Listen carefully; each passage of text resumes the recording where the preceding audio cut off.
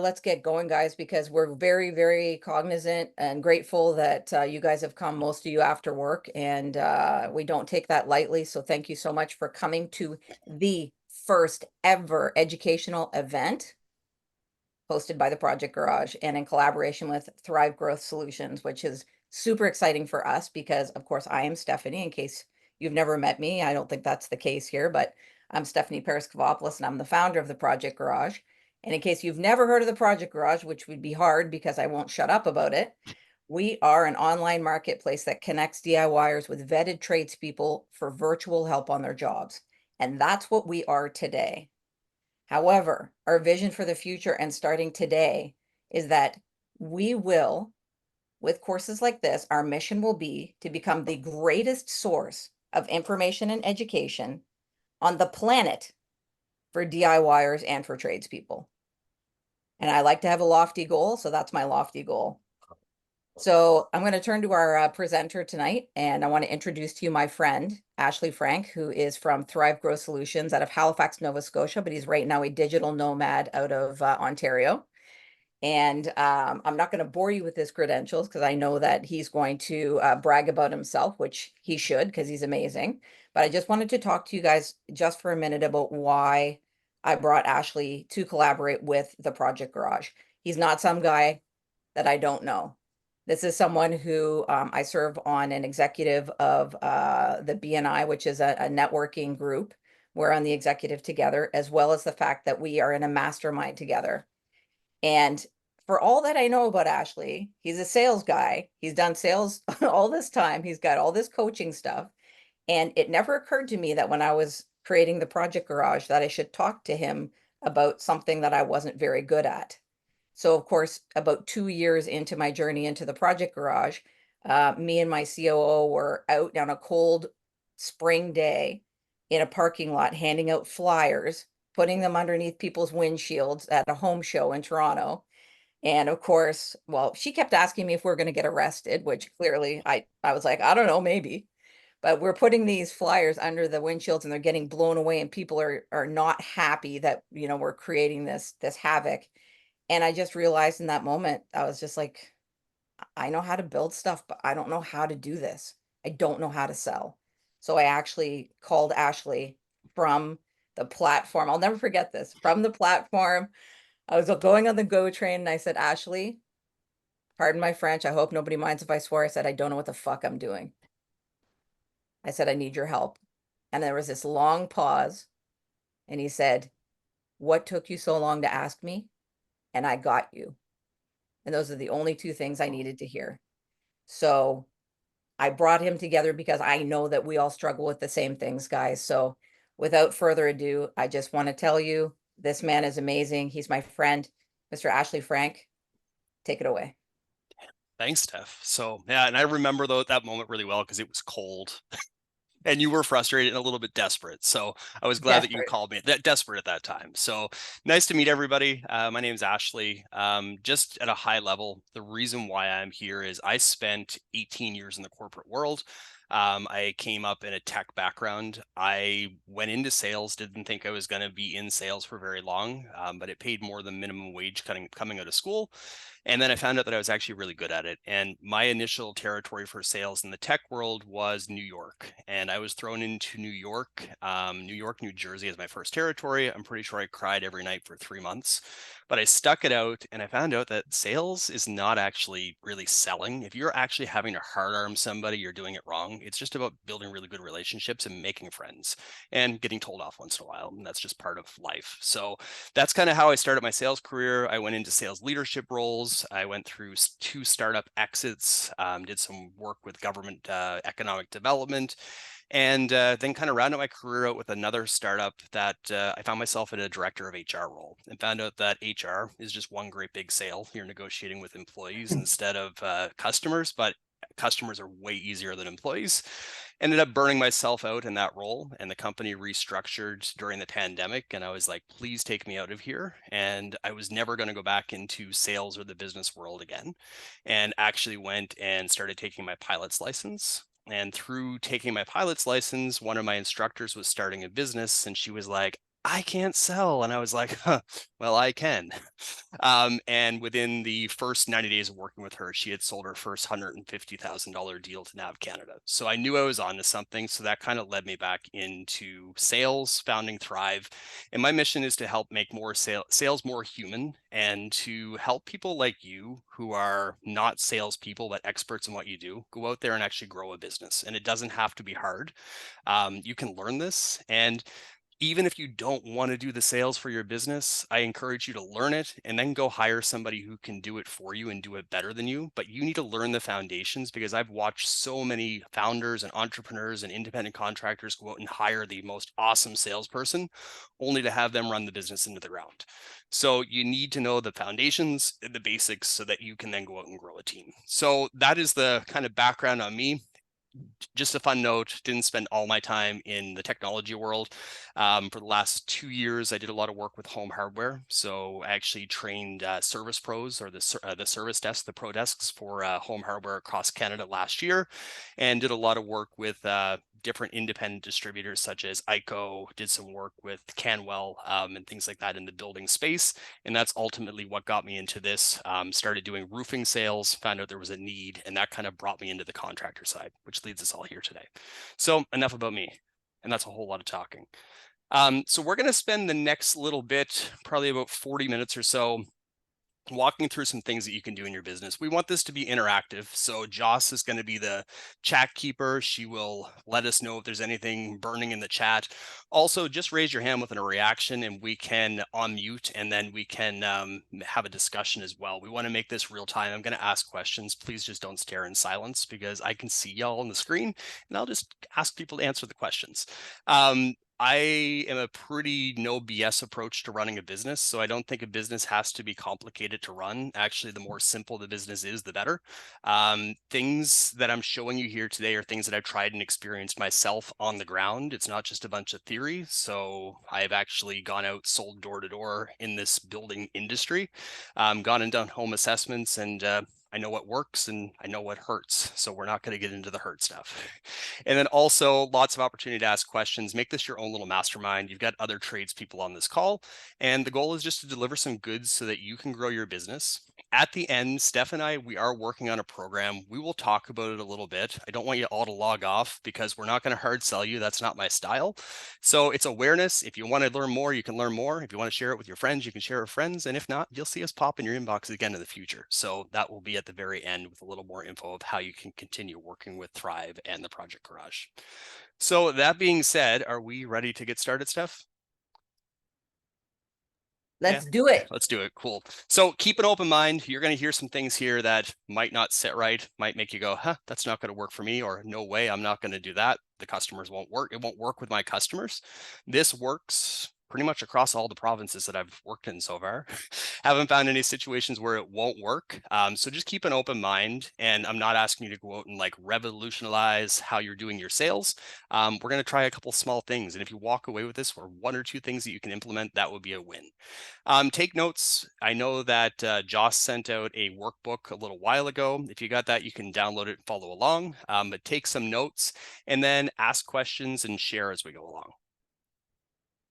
So before we get started, I just want to know, what's your why? I know some people put some things into the chat already, but why are you doing what you do? Why are you an independent contractor, service pro, an entrepreneur? Because I know we have some people on here who are not necessarily in trades, but why do you do what you do? What are your reasons? Why did you get into this?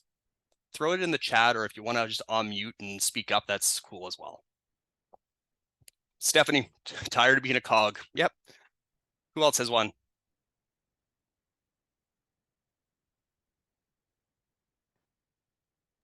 I see Furious typing. Furious typing. Oh, okay. Yeah. Elise wanted to see family. Has that gotten old yet, Elise? No?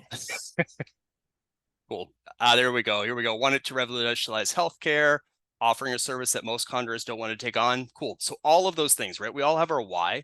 And oftentimes, and this goes back to Simon Sinek, he has the book of, know your why, but I'm a big believer that for any of us in business, we need to know the why behind it. And that really translates into when you're going out and working with your customers as well.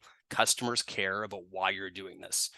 And at the end of the day, we all have a dream, right? You're the expert in what you do. You're the expert in drywall, plumbing, floor finishing, healthcare, marketing, whatever you're an expert in. The field of dreams, right? There was this whole thing of if you build it, they will come. And that's kind of a lie, because you can build the most awesome expertise that you've ever seen in your entire life and have absolutely nobody interested in what you're doing.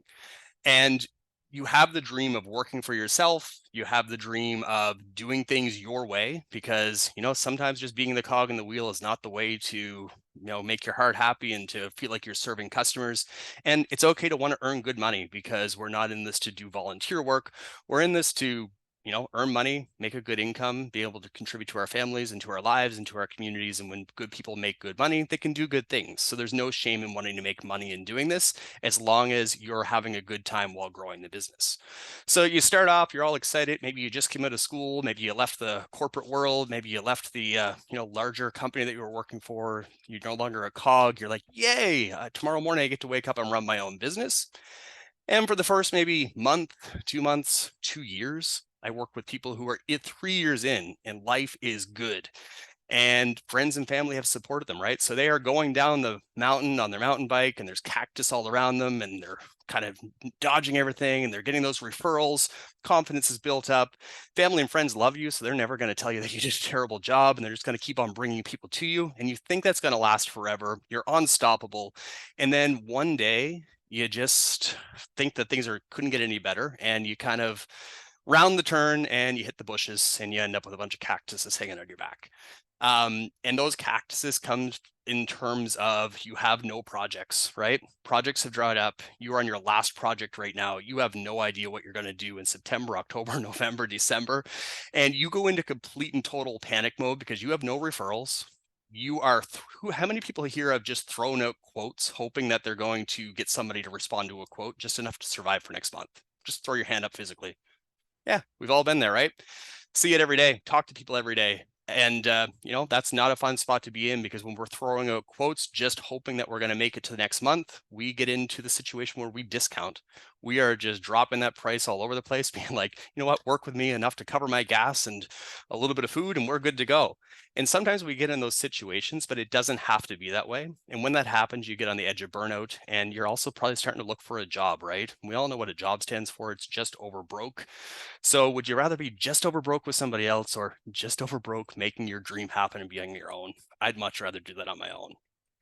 And hopefully through the next little bit here, we're going to show you some ways to make that happen. So the goal here is to give you some ways to have repeatable, predictable projects, clients who respect and value you. It's a difference between having a client who hires you to do some work, but somebody who really values you as a professional and a tradesperson. A booked calendar with deposits. How cool would it be to be booked out 3, 4, 5, 6 months and have deposits on those projects? That is a win. And I'm working with clients right now who 6 months ago did not have that, and now they're booked out 6 months with deposits. So it can happen. And then also leading your customers to a decision. How many people here feel like you truly lead your customers or your leads to making a decision of yes or no with doing business with you? If you're really good at that, throw your hand up. If you're not really good at that, keep on watching. So it's your job to be able to lead those conversations, and no is a decision. And when you have a no, you can just close it out and move on to the next one. And you don't have to waste all that time kind of trying to chase those people around. So there are 3 common mistakes that I've seen with working in general with entrepreneurs, but I've been working in this contractor space now for almost a year. And there's 3 things that I see day in, day out that is just absolutely killing sales. So these are the 3 areas that we're going to focus in on. One is you're hanging out in Vendorville. Number 2 is you're doing the quote and hope approach. Guess what? It's not a success strategy. If you're throwing quotes out there and you say, the more quotes I throw out, the more chances I have of closing one. Yeah, you will close one eventually, but there's a better way of working and getting more predictability in the quotes that you're putting out. And you should be closing at a 40 to 50% close rate once you're really humming along and you have a machine. And then you're doing too much telling and not enough asking. We all know ourselves really well. We know our trades. We get excited. It's super easy to talk about yourself, but sometimes you just got to shut your mouth and ask some questions, and that will differentiate you in the world of business in general, especially in home services, because it's not happening right now. So get ready to take some notes, and we're going to dive on in. So before we kind of get started on the first one, which is all about being a vendor versus a advisor or a contractor inside of this space, I'd like to know, what are the things that you run into inside of your businesses on a regular basis when it comes to trying to get new customers? What are the things that customers are hearing, or you're hearing from customers? Throw it in the chat, unmute yourself, however you want to talk. I know every one of you has had at least one customer, so throw in what you're hearing from people. No right or wrong answers, and I can guarantee you when you share it, somebody else is going to say the exact same thing. So too expensive. People have heard that before. What else? Yeah, sick of being ghosted. That's a huge one, right? Actually, I was on a call this morning where somebody has been trying to get a roof quote, and she's reached out to like 3 or 4 companies. Not one person's gotten back to her. So just getting ghosted. Yeah, so not being responsive. What else is going on? What else are you hearing? What's stopping you from bringing on new projects or closing the deals that you have in front of you?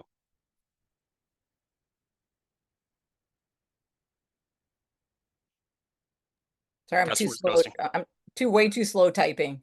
Type. So Uh, just speak it up, Steph. yeah, we're hearing a lot of people are just a lot of tire kicking, where they're saying, especially if I hear the line, I could get my brother Jimmy to do it, but I could do it myself, but I don't have the time. And Mhm. then you basically go quote them, and as soon as it's more than $3, they're like, oh yeah, I'll just do it myself. Yeah. Get that a lot. Yeah, so I'm seeing some things come in now. So yeah, so really good points, right? I can get you can always get somebody cheaper. You can always get your brother-in-law, sister-in-law twice removed to do it. There's always somebody cheaper. People don't want to wait, right? People definitely don't have patience, and everybody thinks that they're going to call you up today and get the work done tomorrow. The reality is if they want quality, and that's important, they're likely not going to get it done tomorrow. Because, and then you finally do agree to do the work, and then they ghost you. So that's an ongoing trend. And a lot of that stems from kind of being positioned in a marketplace as a vendor. Now, I know all of you are in the service space, but how you show up in your business will dictate whether somebody sees you as a vendor or a true advisor. I'm going to kind of use advisor and consultant interchangeably, but your advisors or your consultants in your space, because you're not just selling a widget that you can pull off the shelf and repeatedly sell the widget over and over. You're solving really specific problems in people's homes and in people's businesses that need a solution. So when we think of vendors, we often will think of, or see if I can get this to switch. There we go. So when we think of vendors, we also often think of, things that are transactional. So vendors often are like building supply stores. We think of them as vendors, right? We're going in and we're getting sheets. We're going in and we're getting piping. We're going in and just getting things that we need. They're supplying us with goods. It's a pretty transactional interaction. When you really think of lumber, lumber is very much a commodity, right? Price fluctuates up and down every day with market, whereas, and that impacts the services that you provide, but you're doing value add on top of those. So consultants and advisors are more consultative, you're value driven, and you're not selling as a consultant as advisor as much as you are helping and advising and guiding the process. So how are you showing up in your business right now? Are you order taking? So customer comes to you and says, I need the basement finished in my house. And you're like, I'll be right over. I'm going to quote it out. And you just give them the quote and you hope that they move forward with you. Or are you going in and doing a proper consultation, helping them understand how you approach things, helping them understand why you're different, and really also understanding what matters to the customer so that you can then speak to those needs? If you're doing it the second way, that is the way that you're going to win more business. I have watched over and over where I've been brought into businesses, they think they're being consultative, but actually they're just order taking. And prior to the last couple of years, business was good during the pandemic, right? So people kind of got lazy. And I'll give you an example on the home hardware side. When we were training home hardware, the ProDesks last year, ProDesks had just gotten used to people just constantly coming in and ordering supplies. They couldn't even keep up during the pandemic. So they got lazy and they were no longer consultative. And one of the things we had to retrain on was when you have somebody who reaches out to you and they say, "Hey, we're looking to refinish the closet." First thing you need to say is, "What other projects do you have going on in the house this year?" Because somebody who's redoing the closet is likely doing other projects. And if we just go and say, "Yeah, we'll come quote at the closet, here's the quote," we walk away, we lose the business of everything else. We didn't know about all this other stuff. And if somebody goes in and really is a consultant and tries to become a partner, you really differentiate yourself. You win more share of the home, and ultimately you win more trust with that customer and can differentiate yourself because you're no longer just the guy quoting the closet. You're now quoting their entire vision for that year. It's a huge differentiator. It's a skill to learn, but it will help you grow the business. And when it comes from vendor to advisor, it really starts with you. And there's a page in the workbook around this, but you have to think, who do you want to work with and who don't you want to work with? Now, there's points in your business where you're like, "I'll work with anybody." And that's where we kind of get into that reactive mode. And over time, we want to get more into a place of where we can say, this is who we want to work with, and this is who we don't want to work with. And as you build out your sales machine, you will get better and better at doing this. But you need to start today. Even if you're in a place of reactive mode today, you need to start planning things out to know who you want to work with and who you don't want to work with. And then, what do you want to be known for? And why do the customers love working with you? So I know, Alden, you said that you actually, I'm going to come back and pick on you because now you made a comment that was really interesting. So you can you mentioned that you fill a place in the market that not many other people want to fill. What is that place in the market? Well, I service a lot of small residential electrical needs. So, the simple stuff like replacing light switches, outlets, ceiling fans, ceiling fixtures. A lot of the times what I hear is contractors like it's either the price is too much or they just don't give them a price at all because as soon as they hear that it's such a small job, they don't have any interest in it. Hmm. So I chose to capitalize on that market and I have to work a lot harder and I have a lot more clients, but all I get more clients, so I end up getting more referrals. Hmm. Like it actually works in my benefit where other contractors, well, they only want to work on the 6 month job. Well, getting they're only getting that 6 month job, so Yeah. then they're complacent. Yeah. I just that's really why I chose this market.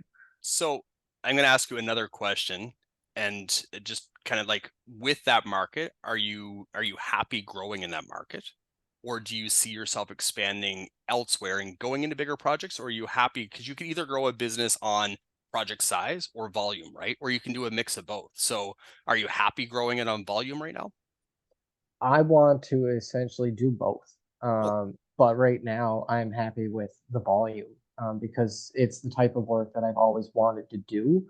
And Hmm. and a lot of it is just the service aspect of it because I Yeah, do have a background in customer service. So getting to utilize that when dealing with the customers helps me build a strong customer reputation. And that has developed and led to so many referrals, absolutely. just that on its own. So what you're saying right here is powerful. And if you're sitting back, and I know some people are general contractors, they have experience across a lot of different domains, and that's amazing. But when you're going to market, the more specific you can be on your outbound message and you speak to one problem or one specific type of customer, the easier it is going to be to build your lead funnel, which is at the top of your sales machine. Because if you go out and you say, "I work with everybody, I'm an electrician and I work with everybody," guess what? Everybody else works with everybody. But if you are all of a sudden saying, "I'm an electrician and I'll take on those small jobs, the light fixture replacements, the smaller jobs in your home," it's when somebody's Googling who can replace a light fixture, you will come up because you're very specific about what you want. And then the cool thing is if you build your sales strategy the right way, you can grow your business off of those smaller projects that are very specific and then leverage those referrals to get into bigger projects. So I have a client right now, they have a very specific install that they do. It's kind of a mid-ticket item, but then they leverage that and they go in and they upsell based on those leads. So they're not only making money on that initial sale, but then they're going and upselling the project and they're getting more revenue out of the project and they're getting additional referrals and all of those kinds of things. So all of this is to say, get specific about how you want to show up in the market. So if you're a drywaller, why are you the best at what you do? Do you just love to do new construction and nothing else? Or do you love to go in and get messy in those reno projects? Or maybe you only want to do commercial. It doesn't mean you can't take on other stuff, but it's when you're speaking, people will be like, oh, I know who this person is. I know who Sean is because this is what they stand for. And then it just so happens that people know you, they know, like, and trust you. And then it starts building that ongoing chain of referrals. And when you're specific on who you serve, who you really love to work with, it also makes it really easy to find these people. So, you know, a lot of the times we believe we have to be across all social media. You don't. You can pick one channel and be really good at it and build your platform on YouTube or on Instagram or through email marketing, right? You don't necessarily have to be the social media guru like Steph, who's on there like karate chopping every other week, because that's what I know you for.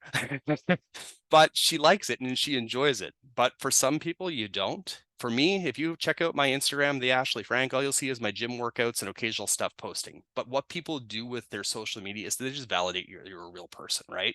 So there's different strategies. So find out where they hang out, and that's where you want to go meet them. And there's all kinds of different ways to do that. So the advice to you is get clear. And then once you're clear on who you serve, you have to think about how are you building the know, like, and trust factor. This is the foundation for all of your sales moving forward. So if you take nothing else away from today, and I hope you will, but nothing else from today, I want you to be thinking about how do you, for your brand, if you are, you know, the person who primarily focuses on generating leads around those smaller projects, how do I get people to know who I am, to like who I am, and to trust who I am? And this is, you know, the know is, where do customers find you? Is it social? Is it a website? Is it the project garage, right? There's different ways that people can find you. You don't have to be everywhere, but you have to be in enough places where people can find you, because if you can't be found, we used to go to the yellow pages. I don't know the last time I seen a phone book was, right? So we don't go there anymore. Most people go to Google. That's their first go-to spot. And there's all kinds of way to rank up on Google. And then Stephanie's building the community of Project Garage. So if you're an electrician and you need somebody to do drywalling or plumbing, you're going to go to your trusted network of people, right? Steph and I are both in networking groups. We get a lot of referrals through networking groups as well. And then the like factor is, how do you build that relationship? And the relationship with the customer is happening whether you like it or not. So the relationship, oftentimes that like factor is just knowing how you work. So if you're doing great work, share it. You got to be sharing pictures of that stuff. You can show people behind the scenes. People like to see the nitty gritty. Like, they like to see how you do a tape job. They like to see how you run wires. Like, they like that kind of stuff because they feel like they're part of the process. And then the last part is the trust. And the trust really comes from reviews and testimonials. So there's a difference between a review and a testimonial and a verified review and testimonial. If you are not going out with every project that you've done in the last 6 months, I would recommend that you go back to every one of those customers and ask them 2 things, because it's going to help you a lot around figuring out how you show up as an advisor. The first thing you do is you say, hey, look, we did this project for you. You were happy. Can you help us understand why you liked working with me? You want them to talk about you. You want them to talk you up. And they're going to say things like, well, you were easy to get along with. You were on time. You were clean. You were, you weren't the cheapest, but you did good work. You want to hear those things because that will incorporate into your overall messaging. And then the next thing you want to do is say, hey, look, we're a small business, we're growing. We really appreciate a Google review. Can I text you the link for a review? And you get them to leave you a Google review. And the reason why you get a Google review over any other kind of review, like that's just texted to you or emailed, is Google reviews are verified. So that means that if you review me as a business and I don't like it, I can't go in and change it. It's there. So you get that review after they've told you all of the reasons why they love working with you. You get them to leave you a review and you get a 5-star review, and you ask for the review after you hear all of the great reasons why they love working with you so that you get a good review. And if they say, I didn't like working with you, you don't ask for the review, you just move on to the next one. So this is a number one thing that you can do, is get your know, like, and trust figured out, and then ultimately get those reviews, because that's going to help you differentiate from just another vendor to something that's very specific in the market. So that is pro tip number one. You may have heard this and go, there is no way that I can specialize because I don't have enough leads to make it through the year. And I hear you, but you have to start somewhere. Doesn't mean you have to blow your entire strategy up today, but start working on this. And over time, you'll realize that this actually does work. I get a lot of resistance from people on this, and usually 3 weeks, 6 weeks, 6 months in, they're like, oh, you were right. It's like, yeah, I know, but it just took you a little while to realize it. So specialize, know, like, and trust, and get those reviews. So any thoughts on that? What's one thing that somebody's like, oh shit, I'm not doing that, and maybe I should start doing? Give me an example. And if you're not doing it, it's cool, because I can guarantee everybody else on this call is not doing it either. They're just not speaking up. I'm not doing follow-up with a phone call. I'm just either dropping off a quote, and then if they don't like it, they don't like it, and I don't follow up, but I should actually be physically calling those people. I'm not doing that because I don't like it and I don't want to. Yeah. So, and actually that's going to be really leading into this section, right? So I think you might have seen the slide stuff. Oh no. I have not. But does everybody here, do you all get Google reviews? Does anybody not ask for Google reviews? Alden, you do Google reviews? Sean, do you do Google reviews? No, I don't. I'm not Nope. set up on Google. Cool. Okay. Well, we're gonna help you get set up on Google if you're open to that, because it will change the dynamic. Like, even 1 or 2 reviews make a difference, because people are like, huh, who's this guy? Oh, he has a Google review. It changes the dynamic. Even a bad review still means that you have a review. So it's a game changer. So the next thing that we're going to talk about is quotes and hope.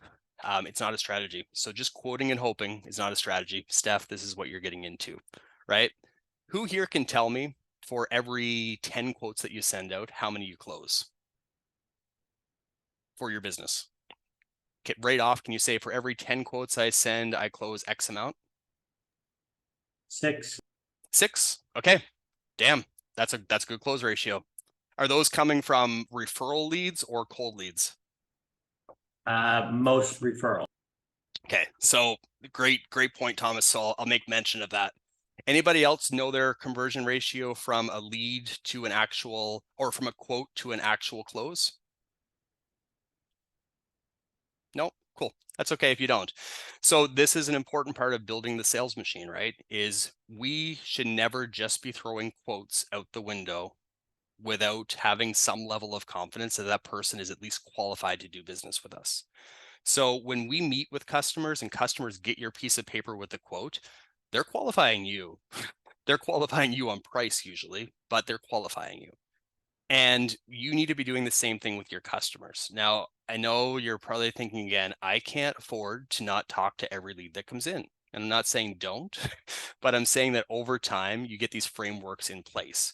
And if this sounds relatable, this is why we need a strategy for qualification. So a lot of people, you receive a request or a lead, you meet that lead, whether it's a phone call or you go and do a measurement or an assessment, you quote exactly what they want. So they're like, well, we want this little room done as cheap as possible. So you quote that out with no other options, and you get that thing down and sharpen your pencil as cheap as possible. You send the quote out thinking, there we go, I met exactly what they wanted. You send it over and crickets. And maybe you follow up, maybe you don't. Most people I talk to do not follow up with their quotes that they send out. And then you just kind of wait, right? And hope that they convert. Now, Thomas has warmer referrals coming in, so his conversions are higher because those people who are coming in already know, like, and trust him. So you will typically see higher conversions with people who have come in with know, like, and trust already attached through referral. But the importance of having a way of qualifying leads as your business grows is you're going to start getting leads that are colder. And as you get leads that are colder, you need to qualify those people out so that you don't run into the situation where you have tire kickers and all of those kinds of things. So tire kickers, quote gatherers, I swear there are people out there in this space, their full-time job is to gather quotes. Because I've seen people's lists where I'm like, how did you have this many quotes? And they said, well, I just sent them over and never heard back again. So some people are just really bored. There's the indecisive kind of homeowner or person seeking quotes that they just have no idea what they want. You quote exactly what they told you they wanted, and then they ghost you. And you find out 6 months later that they did something completely different than what you quoted them for because you just took it for face value what they wanted. You didn't ask them. And then my favorite of them all is that 1 a.m. home reno inspiration from TikTok. They're bored, they're laying in bed, they're scrolling through, they're like, wow, that kitchen is nice.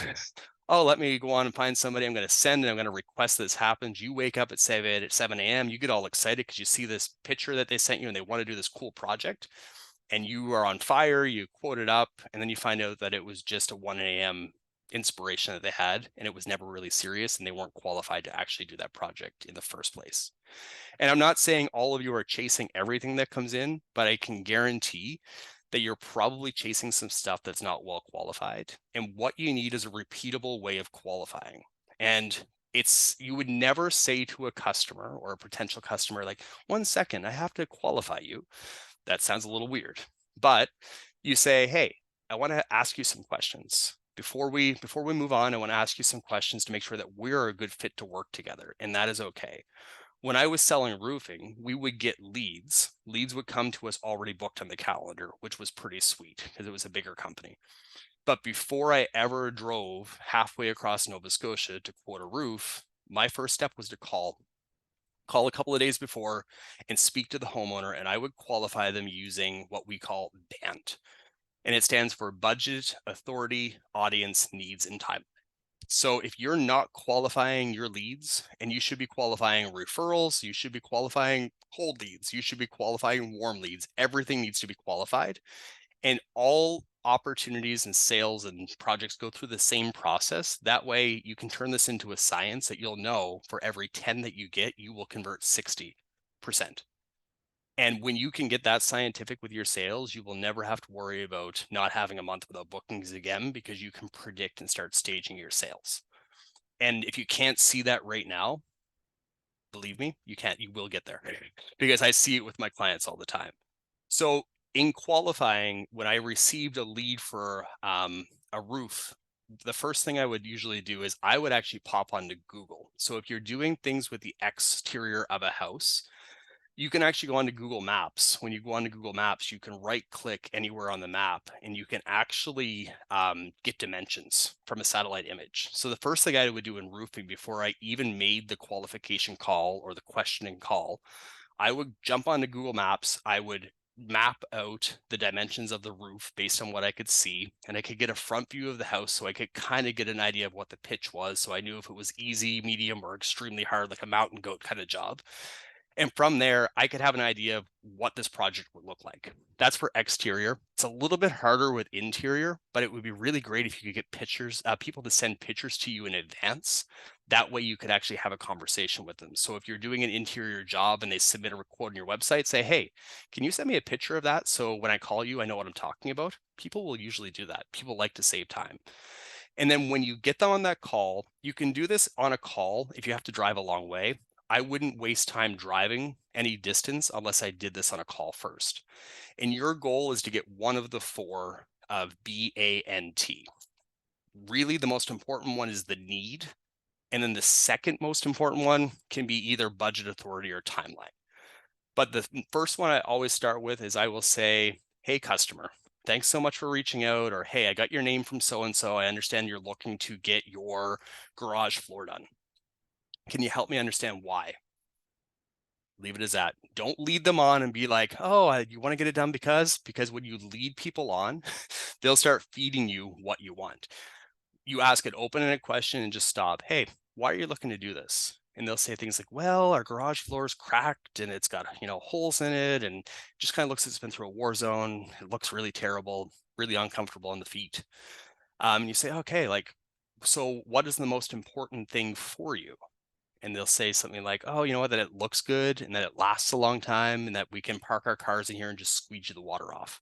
Okay, so those are really important. And then you go on to the next one. Oh, that's really interesting. What made you do this now? So now we're getting into timeline. Oh, well, you know, winter's coming, things are going to get messy, and we'd like to get this taken care of before winter. Okay, great. So this is something that, you know, all made sense. You would want to move forward with in September or October. Yeah, September or October makes sense. So those are the two that at least gives me the need and the timeline. And then if I'm having a good conversation and you're having a good vibe with that person, it never hurts to ask the other two, because it's literally two other questions. You say, listen, like, we typically come out and we're going to do an assessment and do some measurements and walk you through why we work, how we work as a company. I'm just wondering, you reached out to us, who else is involved in the decision-making process? And you never want to be too direct with this question because you will get wicked pushback. But you just want to say, who else is involved in the decision-making process? And sometimes they'll go, oh, I'm making the decision. That's awesome. But is there anybody else you need to talk this over with? Sometimes it's a partner. Sometimes it's adult kids. And you position it and say, the reason why I ask is we come out and spend an hour with you. Oftentimes we cover a lot of information. We leave you with things to review with the other people in your household, but you often will have other questions, and we just spend a lot of time going back and forth.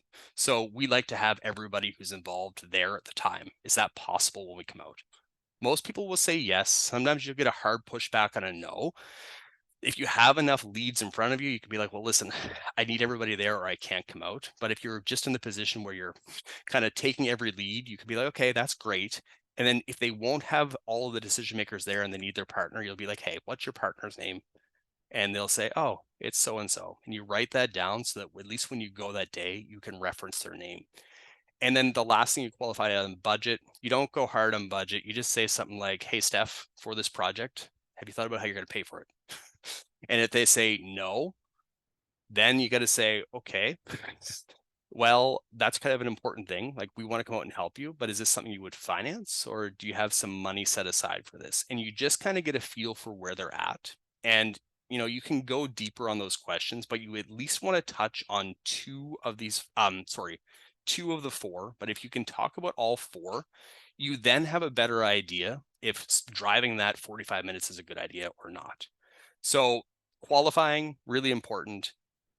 Can't stress it enough because you can waste a ton of time talking to unqualified people. So if there's any takeaway from that, before you get that lead and just call them up and say, I'm coming out tomorrow, you call them up and have a conversation. And you're probably going to be scared shitless that they're going to say, you know what, I don't want to work with you. That's awesome, because they probably weren't qualified to work with you anyway. And if you just have a conversation, you're never going to scare them away. And the last thing to talk about is just talk less, ask more, and lead the journey. So when's the last time any of you had a really good buying experience? It doesn't have to be for home stuff. It could be anything. It could be a car. It could be you went to McDonald's and had a great experience. Like, when's the last time you had a really good buying experience?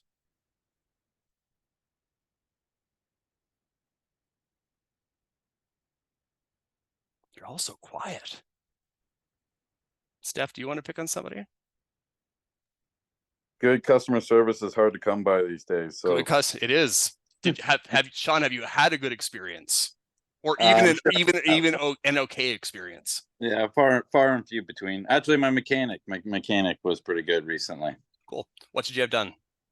The brakes. Brakes. Cool. What made that a good experience? Because getting your car done is never a great experience. But, he had an app that he literally sent me all the pictures of all the work, like had pictures of my, rotors and everything, like on the truck still. And I felt like I was in the shop, but I wasn't. I was just on site working and was getting updates that way. So I thought that was really cool. Amazing. Okay. So this leads into this section really well. So we, as people, love to buy. We hate to be sold. Nobody really wants to go out and drop a couple $100 or $1,000 on their car repair. But when you have transparency and you feel like you're part of that buying journey, it makes it a whole lot less painful.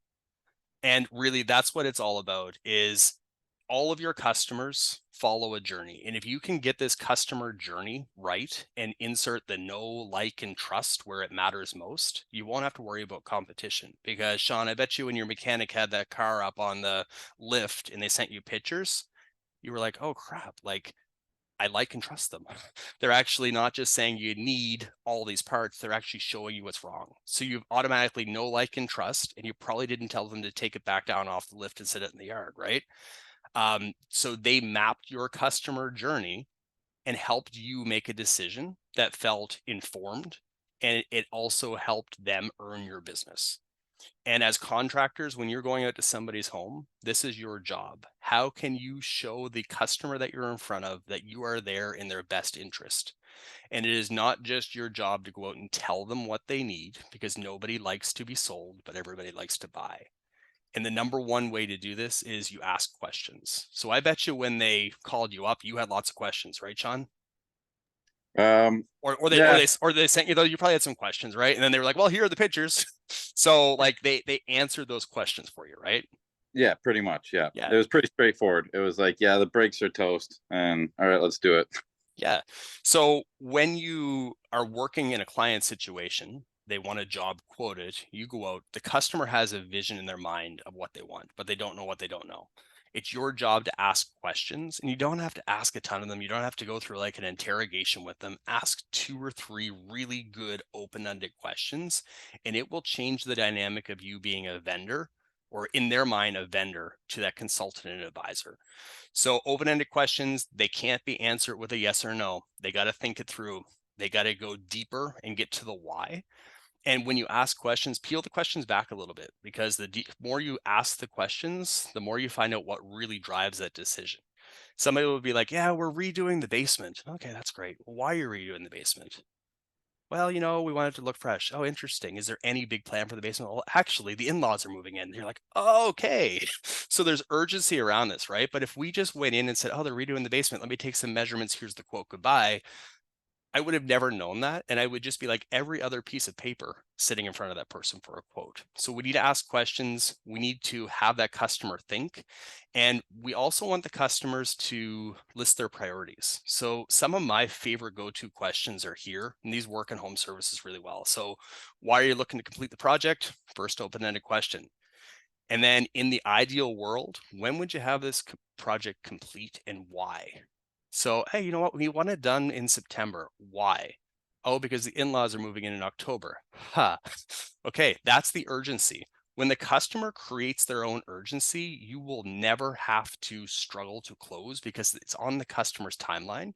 And then you can kind of like mold things around to be like, you know what, we actually can't do it then, but we could work in these timelines. There's ways to navigate the conversations, but if you never ask up front, you will never get past it. You know, you ask like, what's important to you in a service provider? You know, what are the most important things for the project? And then when they tell you, you say, out of those 3 things, which one is the most important? Once you know what somebody's number 1 decision-making criteria is, when you do the home assessment or walk around, you can talk exactly, price is the most important. Okay, so price is going to be something I have to be conscious of. As I'm going around, I'm going to point out why I might be a little bit more expensive. When we did roofing, we were anywhere between 20 to 30% higher than most of the competition.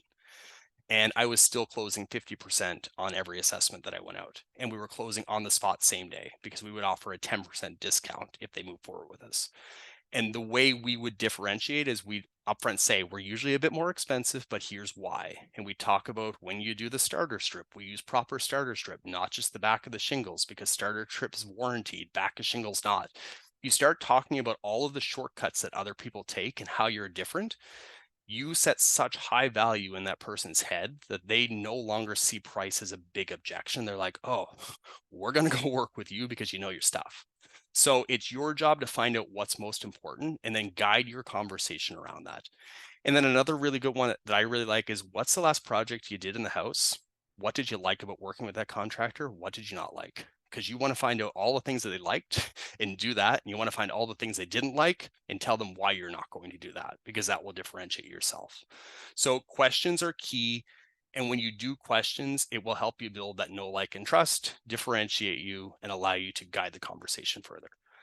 That being said, that is a crap ton of talking. So as a wrap up, we talked about vendor consultative selling, qualification. We talked about the know, like, and trust factor, and then leading that customer journey. Sean, I see your hand up in the air. Yeah, just to speak on the note, I like this guy called Essential Craftsman, and he just did a video on like picking clients, and he said to do that. Like he said, you should be observing any work that has been recently done on the house and asking what they thought about the previous contractor. If they complain about one contractor, there might be a reason for it. But if they complain about two or more, then it's a red flag, and you're never going to make that client happy and just get away, right? So, and he also made a good note that if you can't observe that there's any work done to the house, you ask about, you play dumb and you say you're looking to find a good mechanic or something along those lines to see anything that they've done kind of contract related, right? So 100%. So love that you brought that up, right? So you ask and you want to find out what experience they had. Some people will just never have a good thing to say, and you have to ask, will I ever be able to meet the expectation? This is part of your qualification. If you get there and you find out that you're never going to make them happy, you just do a look around. You're like, look, I don't think this is something I can take on within your timeline and expectations. One of two things will happen. Either the person will be like, what do you mean? Some people just play hard to get, right? Some people, I'm a hard sell. You can't sell me very easily. I will always push back, but if somebody asks me again, then it become easier. So some people, you just have to ask the questions. But I love that you said, like, asking about the previous work. And if you stack that with, hey, so you had all of those things, those were the things you didn't like. What are the most important things to you in looking for a contractor now? If they can't articulate what's important to them and all they can focus on is everything they don't like, maybe not a great fit. But if you ask them what's important and then you say, hey, here's how I'm going to make sure that those needs are met, you may have just won a customer for life. So it's a balance, and it's reading that, right? I've gone into situations where I'm like, I don't want to work with them. And I will find an excuse not to work with them because I know it's going to end in a bad review or something bad in the end, right? And that's okay, because that's the beauty of working for yourself. You can pick and choose what you want to do. Excellent. Any other questions or any other thoughts or comments about what we covered? I know we blew through a lot of stuff there in a very short amount of time. So you can put stuff in the chat. I'm just going to soon pass this over to Steph and take a drink of my very cold coffee. But all of this maps into a sales machine, right? So we covered 3 points, but there is an entire way of building out a sales machine. When you build this out, you will be able to get predictability. So Thomas, on your referrals, you close at 60%. I bet you as you bring in cold leads, you're going to probably close really bad for the first little bit. And then you'll go from 10 to 20 to 25. I have a client that when they started off, they were basically starting off from ground zero. The close ratios were bad. It was like 10%. We're up to closing almost 80% right now. It's repeatable because we have a process mapped out. And if you want to learn about how to do this, I encourage you to follow along with both Thrive, myself, and Steph in the Project Garage. And Steph will also talk about what we're doing with the Service Pros Accelerator, give you a little info. And if you want to chat, we can chat further about that as well. So Steph, I'm going to stop talking. I'll be your slide controller and I'll let you talk. How's that sound? No, you don't get off. Elise has a question. She's got her Oh, little hand up, and no. I can't deny her. So She's so tiny over there in the corner. I didn't even Yeah. see you. Sorry, Elise. Yeah, just to go back to that other slide, I saw a thing about getting a deposit from people. I've found that people are as a tradesperson, people are very reluctant to give deposits in general because they don't trust tradespeople, because for many reasons. So how do you overcome this? Like what? Yeah. It's a great question. And a lot of clients who I work with push back on this extremely hard. And they'll say, well, if I ask for a deposit, I won't win the business. And the first couple of times you will feel really weird asking for it. But if you build your sales process from the top of that machine or that funnel right down to the bottom, when it gets to the point of asking for a deposit, you will get the deposit because you have qualified them.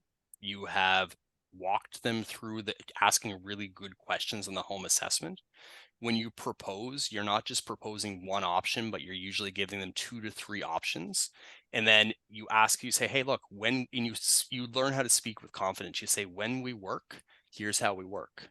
We're going to book you out. Right now, we're booking into October. For that, we require a 30% deposit or a X amount of dollars. Normally, I would say you want at least enough to cover the actual materials for the project, or a good portion of that first order, because you shouldn't be floating that as a really small business, because that gets really expensive to have that stuff sitting on your credit cards for 30, 60, 90 days.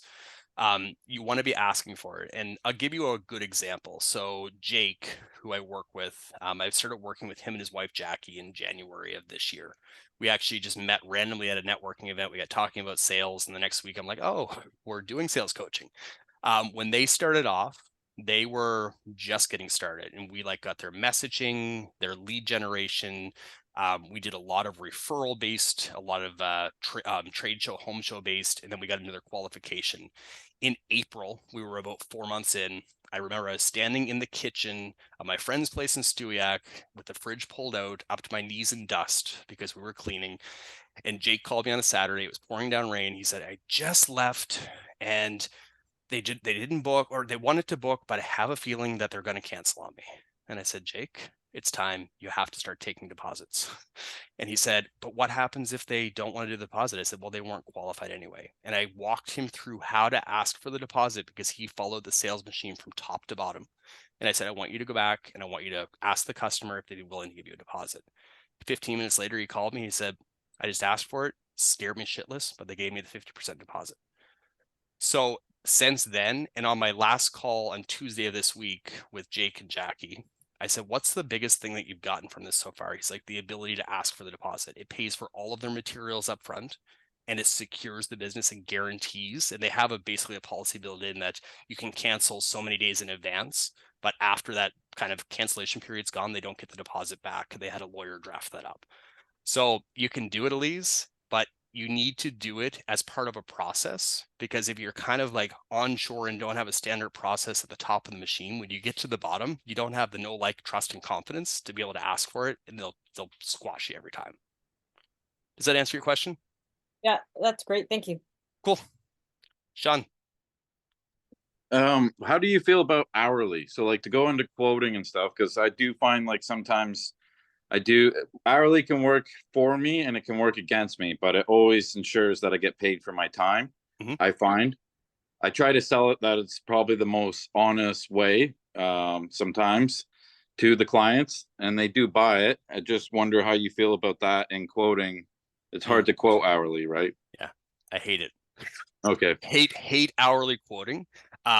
Because what will happen is I don't know if you've ever run into this, maybe not, but you will literally see customers that have 3 quotes. 1 quote or 2 of the quotes are solution based, or it's hey, project based, and 1 is hourly.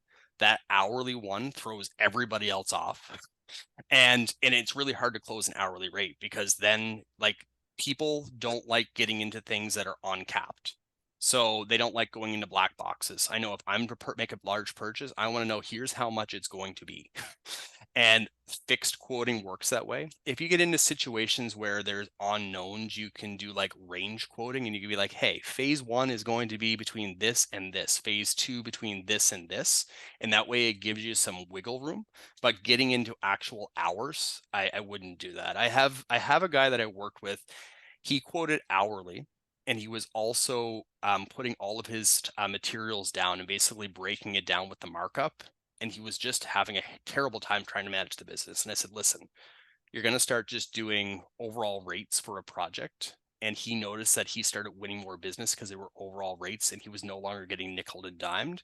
And by doing the project, he could also account for the things like trips back and forth to the supplier, the time it took to go out and do the quote, the back and forth. Whereas if you do hourly, the only way you can recoup that is to up your hourly rate.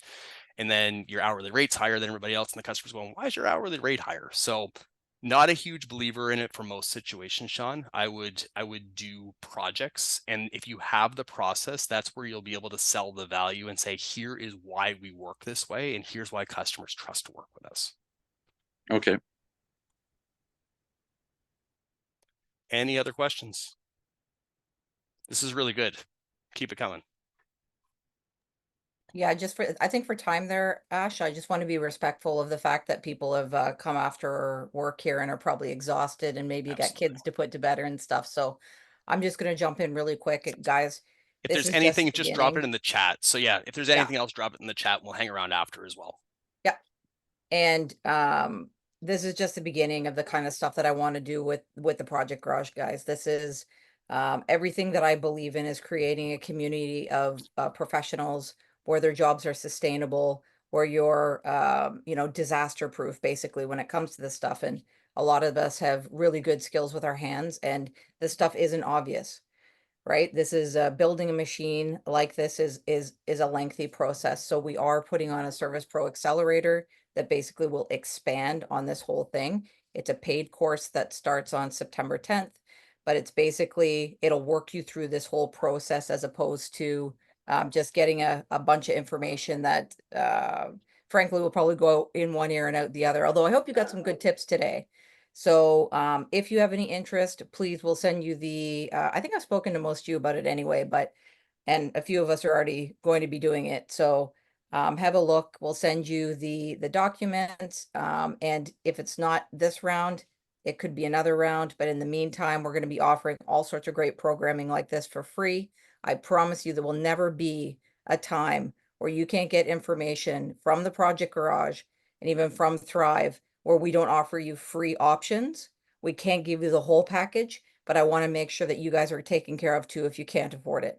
So if you do have an interest, or you know somebody who could be interested in taking the longer program that takes you from point A to point B to do a sales funnel, let us know, reach out directly. But otherwise, I can't thank you guys enough for jumping on. I really hope that I hope we can create a group of really like connected professional tradespeople who are never worrying about their future and about the future for their families. So, and Absolutely. Ashley, I can't thank you enough. You're not bad talking, eh? You're pretty good. I know this